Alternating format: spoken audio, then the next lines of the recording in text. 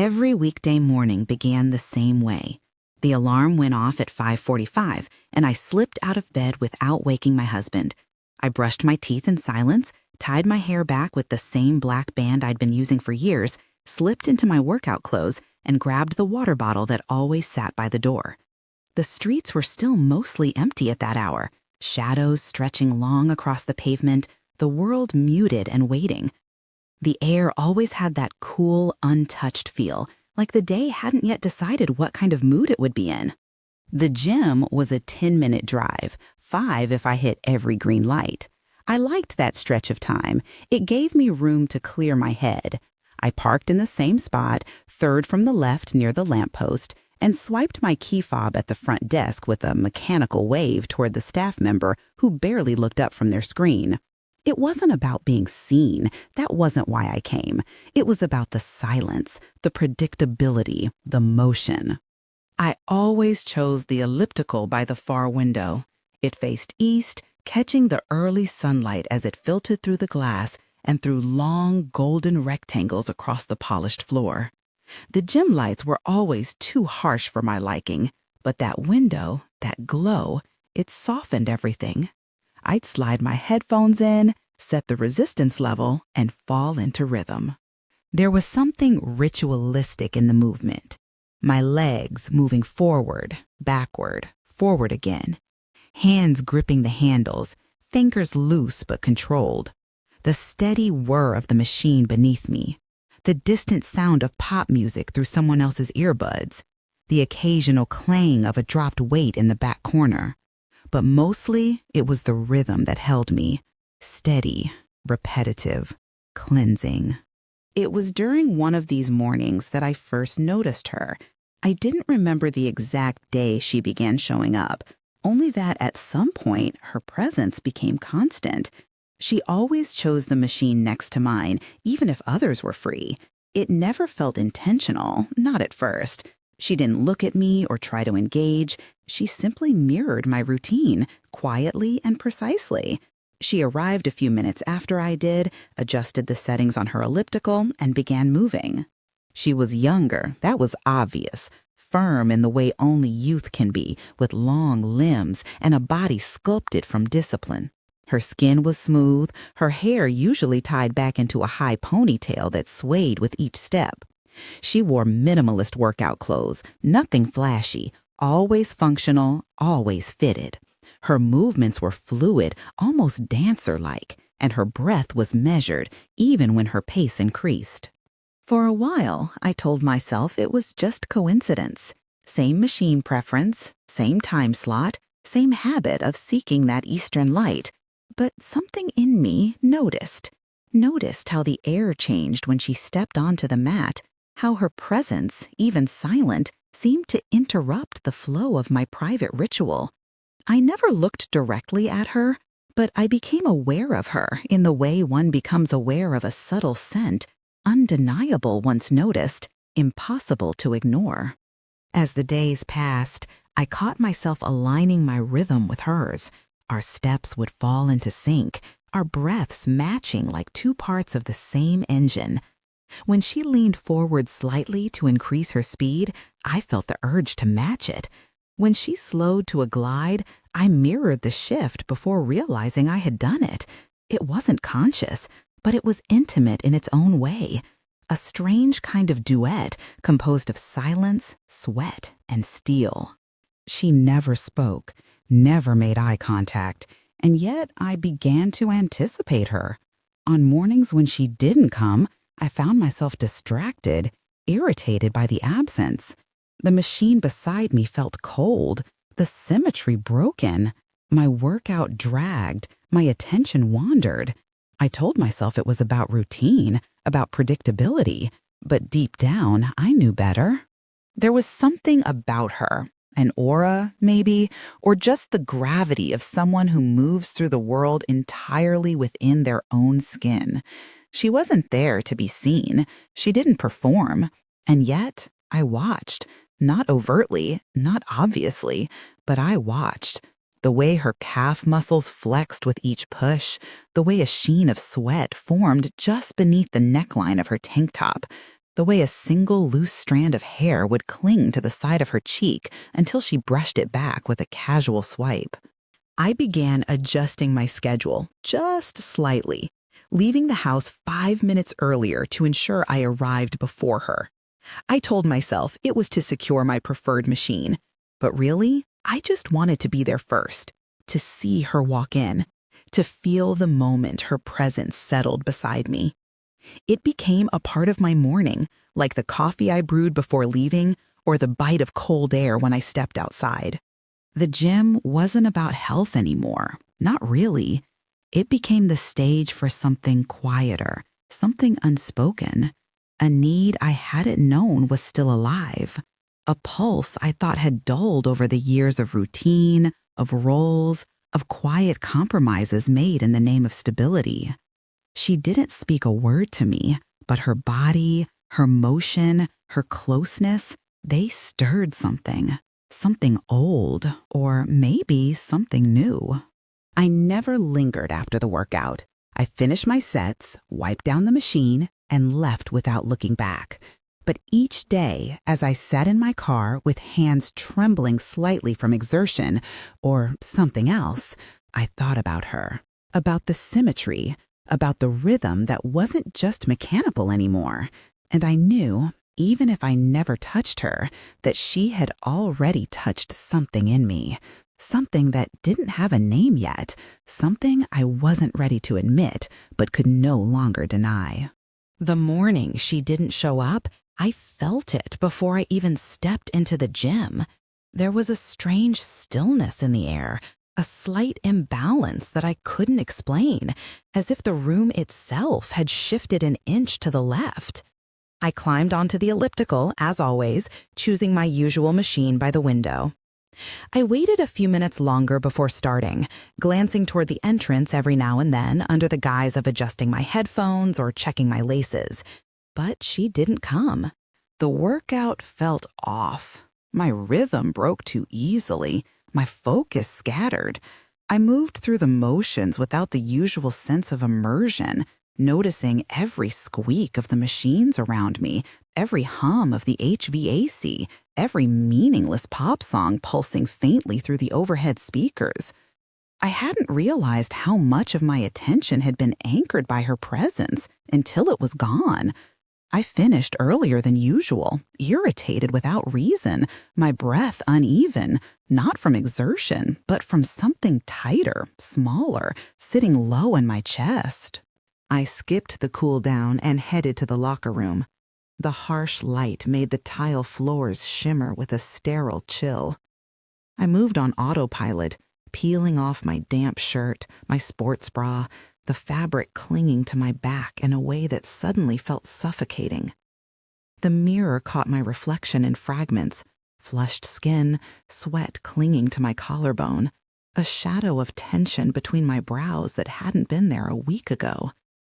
I reached for my towel, already planning my route home, already wrapping the morning in a shell of disappointment, until the door opened behind me. She stepped in with the quiet confidence of someone who belonged, and for a moment, the air in the room thickened. Her hair was wet from rain, sticking in small strands to her cheeks. Her tank top was darker at the edges, soaked along the hem, clinging to her stomach in a way that made my eyes pause. Her leggings were speckled with dampness, hugging her thighs with obscene precision. She walked past me without a word, her gaze never lifting, her bag slung over one shoulder and her scent trailing faintly behind, a blend of something clean, human, and alive. She took the locker across from mine, dropped her bag to the bench, and began to undress with a lack of hesitation that unsettled me. Her shirt came off first, revealing a sports bra cut low across her back, the fabric molded to her skin. I couldn't stop watching. I didn't want to. Her shoulder blades shifted as she reached into her bag, the muscle movement, elegant, deliberate, like choreography that no one had taught her. Her skin glistened with sweat, and I found myself staring at a single droplet tracing its way along her spine, disappearing beneath the waistband of her leggings. My own hands felt useless. I stood frozen in place, towel half folded, mouth dry. She bent forward slightly to unlace her shoes, and the curve of her back arched in a way that made something inside me snap. It wasn't arousal, not entirely. It was something deeper. Hunger, maybe. A craving that was more sensory than sexual, though that line was quickly dissolving. I turned toward my locker, pretending to search for something, but my gaze betrayed me, flicking back to her with a heat I couldn't smother. She peeled off her leggings, slowly, methodically, her movements unaware or unconcerned with the effect they had. Her thighs were strong, skin flushed from the workout, small marks where the elastic had pressed into her flesh. She stood there in black underwear and her sports bra, completely unself-conscious. I felt overdressed, exposed in my modesty, even though I was technically wearing more. My skin burned, not from embarrassment, but from the way I wanted to touch hers, to run my hands along the place where her torso met her hips, to trace the sheen of sweat with my mouth, tasting the salt and heat and exertion. She moved to the mirror, lifted her hair, and gathered it into a knot atop her head. The exposed curve of her neck made my stomach clench. I watched the tendons flex, the way her jaw shifted slightly as she adjusted the angle. She caught my eye in the mirror, just for a split second, and in that glance, something unspoken passed between us. It wasn't an invitation. It wasn't even acknowledgement. It was awareness, recognition, a pulse beneath the surface that neither of us named, but both of us felt. The showers were behind a corner wall, tucked away from direct view. I didn't follow her, not immediately. I sat on the bench for a long time, heart pounding, legs weak in a way that had nothing to do with the workout. I pressed the towel to my face as if that could erase the heat rising through my body, the ache pooling low and insistent between my thighs. My palms were damp, my chest tight, my thoughts spinning in loops that ended and began with the same image, her naked back, her hips shifting as she moved, the drop of water disappearing into the seam of her body. When I finally stood, I walked slowly, each step echoing off the tile. The shower mist hung in the air like a veil, and I paused before turning the corner, before letting the moment become real. The sound of water striking tile, the faint hum of her voice, low, almost a vibration, wrapped around me. I chose the stall furthest from hers, but I listened. Every splash, every shift in weight, every sigh became part of a private symphony meant only for me. Under the stream of hot water, I let my hands move across my body with more attention than usual. I washed slowly, deliberately, fingertips grazing flesh as if unfamiliar. I closed my eyes and imagined it wasn't my hands at all, that it was hers, that her fingers were sliding down my ribs, cupping the underside of my breast, tracing a path between my thighs. I bit my lip, stifling a sound I didn't want to hear. My knees buckled slightly, the tile cool beneath my toes, as steam wrapped around my shoulders like a secret. When I stepped out, she was gone. Her towel no longer hung from the hook. Her scent lingered, faint but undeniable. My own reflection looked back at me, eyes dilated, cheeks flushed, mouth parted. I wrapped the towel around myself, but it didn't help. I was already too bare. Something had cracked open in me, something I couldn't close again. I left the gym in silence, the early sun already climbing higher in the sky. But everything looked different. The world had texture now. The air brushed against my skin like breath. I walked to my car with the ghost of her still on me. Her sweat, her skin, her image burned into every nerve. I sat behind the wheel for a long time before starting the engine. my pulse still erratic, my thighs pressed tightly together, my body humming with an energy that wasn't ready to fade. It wasn't love. It wasn't lust. Not exactly. It was exposure. Like someone had peeled away a layer I hadn't known existed, revealing raw, gleaming need just beneath, and I wasn't sure I wanted to put it back. The days began to blur together, each one marked by her presence and the growing tension that thickened between us like summer heat before a storm. We never exchanged words, but everything else between us had started to shift, as if we were locked in a private choreography only we could feel. The gym, once sterile and predictable, now pulsed with quiet possibility. She had become a constant, more reliable than the sunrise through the glass, more vivid than the music playing through my headphones. I had stopped pretending I wasn't watching her. My eyes would drift toward her the moment she walked in, tracing the arc of her neck, the gentle dip between her shoulder blades, the stretch of her spine as she adjusted the settings on her machine. She always began slow, almost lazily, before building momentum, her body finding its rhythm like a song she knew by heart. Her ponytail swayed with each step, and I found myself staring at it, hypnotized by its motion. Sometimes I imagined running my fingers through it, tugging gently just to see her reaction. That morning, the gym was unusually quiet, a weekday lull. The machines around us sat mostly empty, the fluorescent lights humming overhead in a rhythm that echoed the beat of my heart. I climbed onto my usual elliptical, already sensing her behind me. She moved in close as she passed, closer than usual. Her bare arm brushed against mine. Just a fleeting touch, skin against skin, but it sent a shock through me so immediate and intense I had to steady myself. My breath hitched, my fingers gripped the handles tighter. I could still feel the warmth of her lingering on my skin long after she stepped onto the machine beside me. That one accidental touch became a spark, and after that moment, everything felt different. I couldn't stop replaying it. How soft her skin had been, how natural it felt, how my body had responded without hesitation. I'd been touched 1,000 times in my life, but none of those moments had settled inside me the way this one had. It was like a brand, invisible but permanent. She didn't acknowledge it, at least not with her eyes. But something in her had changed too.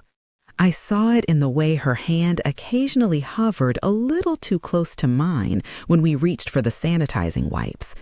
In the way she passed behind me more slowly, close enough that I could feel the whisper of her breath on my neck. In the way she lingered longer at the water fountain after our sessions, taking slow, deliberate sips while I fumbled with my towel, pretending not to notice how her lips curved around the edge of the bottle. There was a new electricity in the air, a frequency that only our bodies could hear. Every shared space became a stage for silent friction. At the stretching area, she rolled out her mat next to mine, even when the room was empty. Her foot occasionally brushed mine as we moved through poses. Her knee bumped my thigh when we sat side by side, reaching for our toes. These moments, brief and seemingly accidental, carried weight. They pressed into me long after I left, haunting my skin, my thoughts, my sleep. One afternoon, I stayed longer than usual, wandering through the weight area after my cardio. I hadn't planned to. I didn't need to, but she was still there, and I wasn't ready to leave. She was doing lunges near the mirror wall, one knee bending gracefully, her arms raised above her head. The stretch of her torso, the line of her legs, the sheen of sweat along her collarbone, it was too much. I pretended to adjust my form in the mirror, stealing glances, catching the slight smirk that curled at the corner of her mouth when she caught me. I told myself I was imagining it, that she didn't know, that I was reading too far into it, but my body knew better.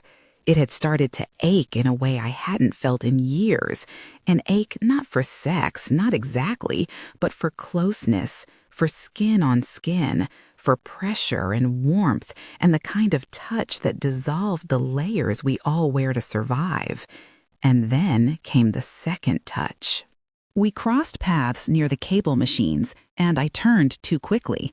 She was walking past, a towel slung over her shoulder, her face flushed from the exertion. My arm brushed against her side, and before I could apologize or pretend it hadn't happened, her hand reached out, steadying me with a gentle grip on my hip. It was casual, automatic, instinctive, but it stopped time. Her fingers lingered, not long, just enough for me to feel the press of her palm through the thin fabric of my leggings, the heat of her skin burning through to mine. My body reacted like it had been waiting for that exact pressure. My pulse roared in my ears, my stomach tightened, my breath caught in my throat. She moved on without a word, disappearing into the locker room, leaving me standing there, stunned, trembling slightly. I leaned against the nearest wall, unable to breathe properly. My hands trembled, my thighs clenched involuntarily.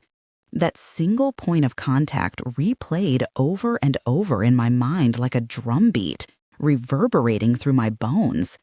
It was innocent. It could have been nothing, but it wasn't. At home, I carried the sensation with me. I tried to settle into the routines of my life, folding laundry, making dinner, scrolling through messages I had no interest in. But the memory of her touch haunted every surface. I replayed the movement in my head, the angle of her fingers, the warmth of her palm. My body pulsed with the ghost of her, muscles tightening in ways I couldn't control. That night in bed, I lay awake next to my husband, the room dark and still. He slept easily, unaware. I turned to face the ceiling, feeling the sheets brush against my bare skin. I slid my hand across my stomach, slowly, tracing the line where her fingers had touched me. My skin tingled, my thighs shifted, my breath deepened. I closed my eyes and let the memory bloom. It was no longer a question of whether I desired her. That had already been answered. Now the question was what I was going to do with the knowledge. Because she had touched me, and I hadn't turned away. She had touched me, and I had wanted more. It happened slowly, like something inevitable, not planned, but somehow always meant to unfold. I stayed late that day, lingering after my workout with no clear reason. The gym was nearly empty, the energy quieter, softer, like the air just before rain. Most people had left, and the echo of weights clinking and treadmills humming had faded into stillness. She was still there. I had noticed her across the room, stretching near the mirrored wall, her body long and relaxed, sweat clinging delicately to her skin like a second layer. I should have gone home, but I didn't. I stayed. I stretched too. I wandered closer.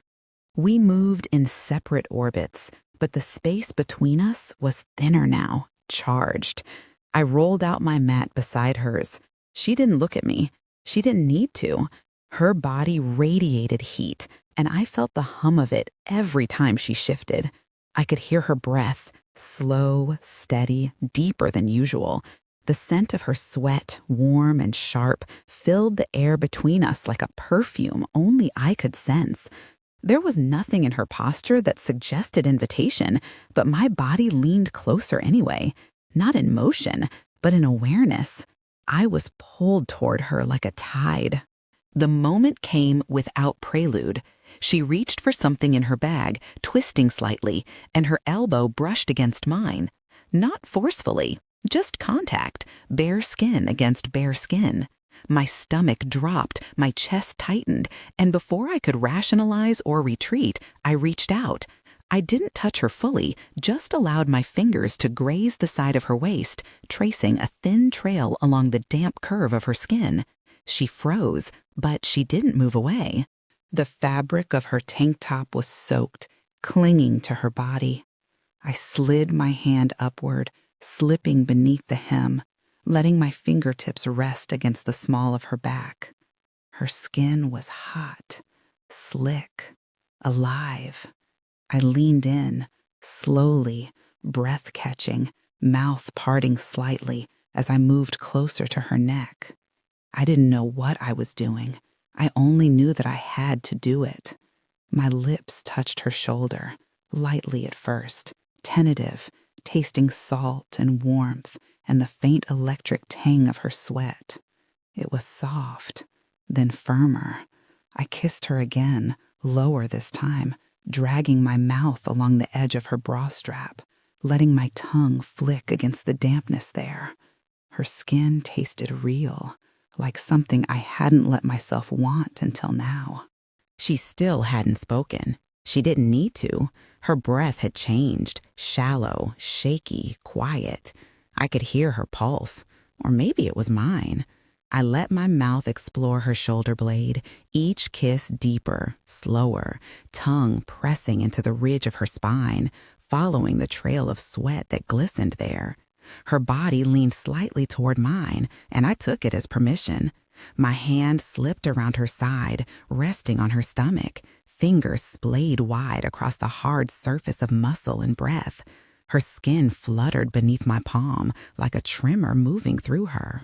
We were still in the gym, still surrounded by mirrors and artificial light, still in a space meant for discipline and form and control. But in that moment, all of that vanished. The smell of rubber mats, the hum of fluorescent bulbs, the distant sound of a treadmill starting up somewhere down the hall.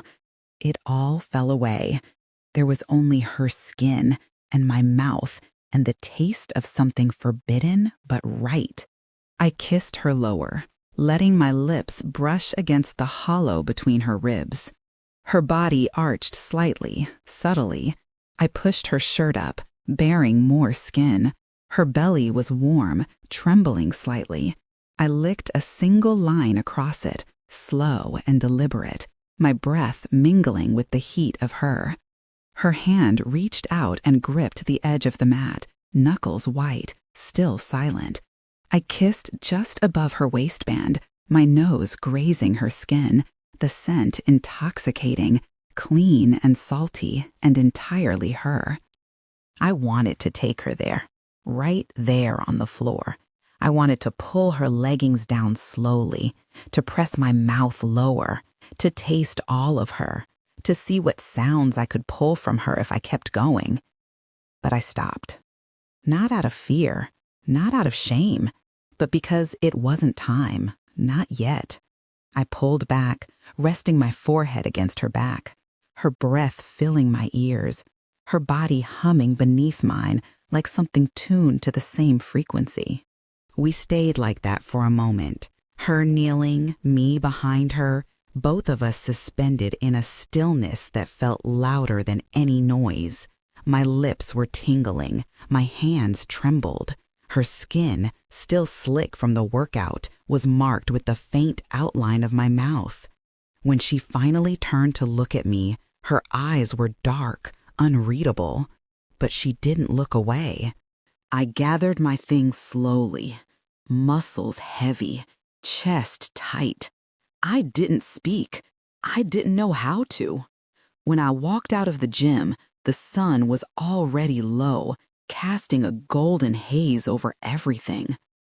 I could still feel her on my tongue, still smell her on my hands, still taste her skin on my lips.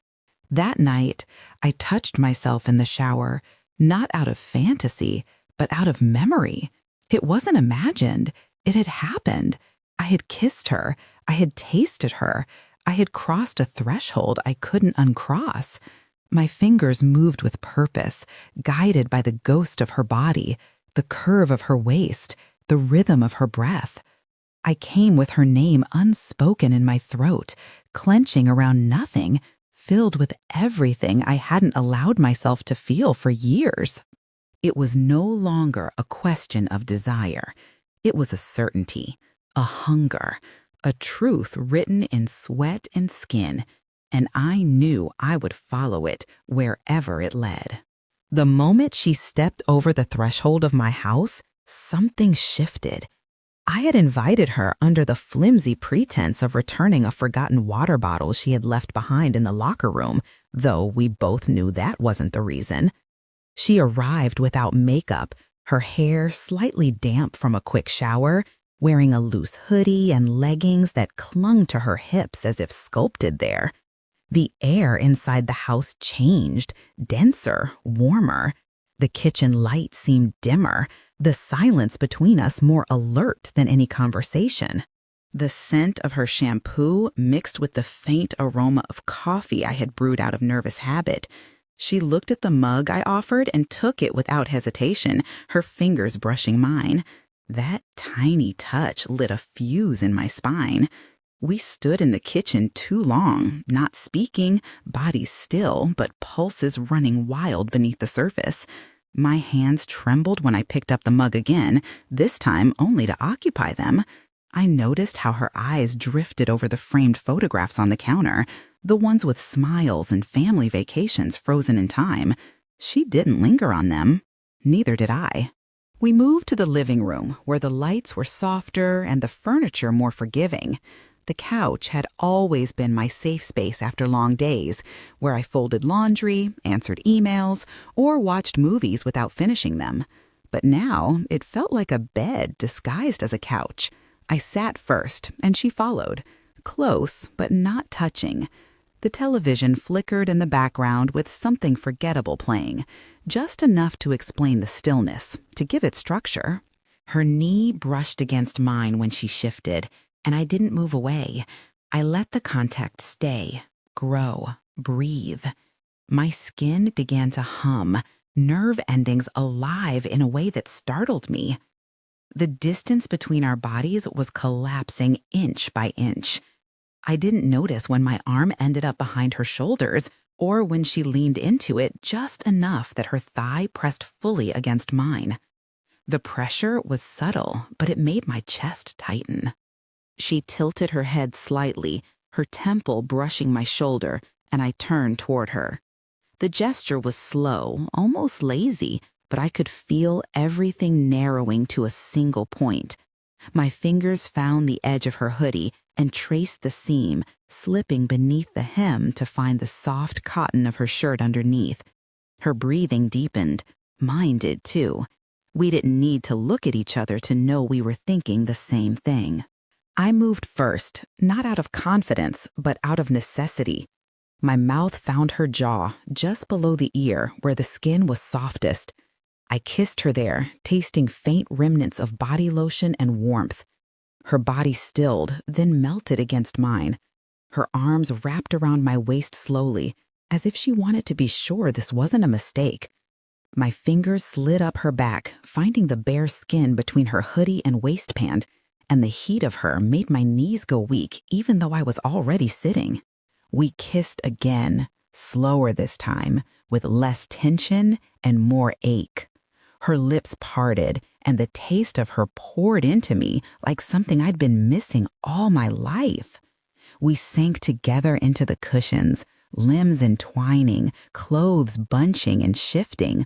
She pulled my shirt up, exposing my stomach, then leaned down to kiss the skin just above my navel. My breath caught. Her mouth was hot and slow, and she moved like someone who wasn't in a hurry, like someone savoring.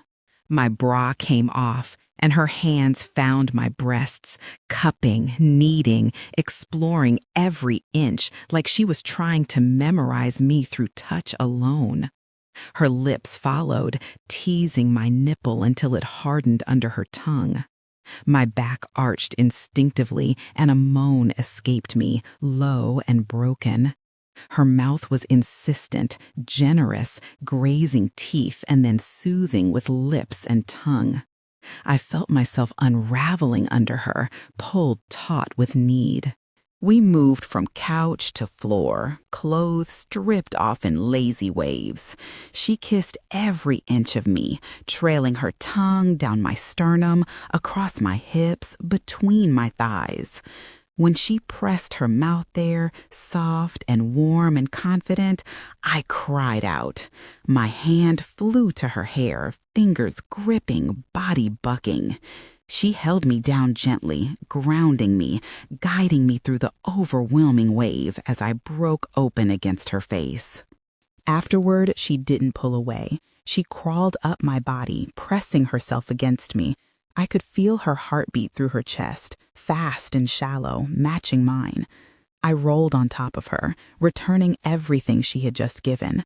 I kissed her collarbone, her sternum, the underside of her breast. My hands slipped between her legs, fingers exploring slick heat, and when I slid inside her, her entire body responded, tightening, shuddering, gasping. She was louder than I expected, unrestrained, beautifully raw. We lay together in the aftermath, limbs tangled on the rug, breathing slowly, evening out. Her fingers traced circles on my hip. My face rested in the curve of her shoulder, skin sticking slightly from sweat and heat. The television still flickered, forgotten. My heart was still racing. I felt her thigh between mine, her breath at my temple, her body curved toward mine like we had been made for this exact moment. I should have felt guilt. I should have felt panic. But all I felt was stillness. Like I had finally stopped pretending, like I had finally stepped fully into myself. The sound of keys at the front door changed everything. The deadbolt clicked. My body went rigid. She froze, too. I scrambled to grab the blanket from the couch, pulling it over us just as my husband walked in. He stopped in the doorway, eyes falling on us, sweaty, half-naked, flushed. He didn't say a word. He just looked at me. I looked back, and I didn't move. The silence that followed was the loudest thing I had ever heard.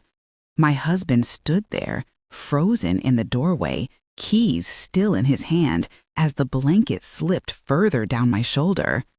I could feel the sweat cooling on my skin, the flush of my face already beginning to fade, but the heat between my legs still lingered. Unmistakable, undeniable.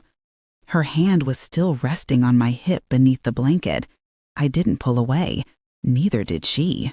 He stared at us, not moving, not blinking, as if trying to make sense of something that had already made perfect sense to me. I saw the exact moment his eyes shifted from confusion to understanding. His mouth opened slightly, then closed. He stepped back, slow, mechanical, like his body had disconnected from his mind. The door clicked shut behind him. That was all. No words, no outburst, no questions. We lay there in the wake of it. The air had changed, grown dense and motionless. The silence wasn't peace now. It was a question without an answer. I looked at her. She looked at me. And still, neither of us moved. She eventually sat up, wrapping the blanket tighter around her chest, brushing her hair back from her face. I could see the hesitation building in her, the awareness of what had just been ruptured, the reality seeping in around us like cold air through a cracked window. I wanted to say something. I didn't. I reached for my clothes instead, moving slowly, as if speed would somehow accelerate the collapse. I expected her to leave. I expected her to gather her things and vanish quietly into the night, but she didn't. She followed me into the kitchen, barefoot, still wrapped in the blanket. I made tea, hands shaking slightly as I reached for the mugs. The kettle hissed in the background. We drank in silence. Not because there was nothing to say, but because no words could carry what had happened. Not just the sex, not just the discovery, but the shift in everything. The realignment of who I was, who I had been pretending to be, who I could no longer return to. She left just before dawn. I walked her to the door. We didn't hug, we didn't kiss. I stood there, hand on the frame, watching her walk into the quiet street, her figure slowly swallowed by the fog of morning. When she turned the corner and disappeared, I exhaled for the first time in what felt like hours. The house felt different after that. My husband didn't come home that night, or the next. His absence hung in every room, heavy and quiet, like furniture no one sat on anymore. I didn't call him. He didn't call me. I didn't need to explain. He had seen everything he needed to see. My body told the truth before my mouth ever had the chance. Days passed, maybe a week. Time became strange, stretched, suspended. I went back to the gym. I didn't see her there. Her usual machine remained empty, and I pretended not to notice. I went through the motions anyway. My body still remembered her hands. My mouth still remembered her taste. I wondered where she had gone, if she was avoiding me, if she regretted everything, if I should have said something when I had the chance. One night, I found her again. Not in the gym, not in the house, not in any place I should have expected. She was at a party, a fundraiser actually, my husband's workplace, a bland and expensive affair. I had gone out of obligation, a weak attempt at normalcy. I wore a black dress, something safe. My hair was pulled up, lips painted. I smiled when people spoke to me, nodded at stories I didn't hear, sipped wine I didn't taste. And then I saw her across the room, in a tight emerald green dress, her hair loose, her smile bright. She wasn't alone. A man stood next to her, tall, handsome, confident in that way only men like him know how to be. His hand rested on the small of her back, possessive, familiar. I watched them from across the crowd. She didn't notice me, or maybe she did and chose not to react. Later, in the restroom, I stood at the sink staring at my reflection, breath caught somewhere between disbelief and something darker. The door creaked open. She walked in, alone. We were face to face again, and the silence stretched between us like wire. She smiled, not kindly, not cruelly, just enough to make me question everything. I stepped back as she passed. Her hand brushed my waist, gentle, familiar, the same way she had touched me in the gym. Only this time, she whispered something. I didn't catch the words, or maybe there weren't any. Maybe the movement of her lips was just another illusion. She stepped into a stall. The lock clicked. I turned and left. I didn't return to the party. I didn't return home either. I drove around for hours, city lights blurring into streaks on the windshield. My body ached with memory. My mind spun with disbelief. I kept hearing the sound of the lock clicking behind her, over and over, like punctuation. In the following weeks, I began to see her everywhere, not physically, but in flashes. A girl jogging down the street with the same stride, a customer at the grocery store reaching for a bottle of water the same way, a voice in a crowd that sounded like hers. My mind filled in the gaps, painted her into places she had never been.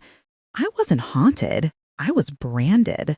One morning, a package arrived at my door.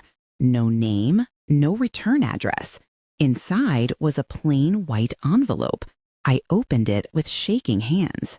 There was a single photo of her, naked, smiling, lying in my bed.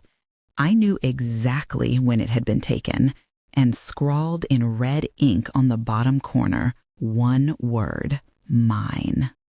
I dropped the envelope. My breath hitched. My knees weakened. Then I laughed, not loudly, but long enough.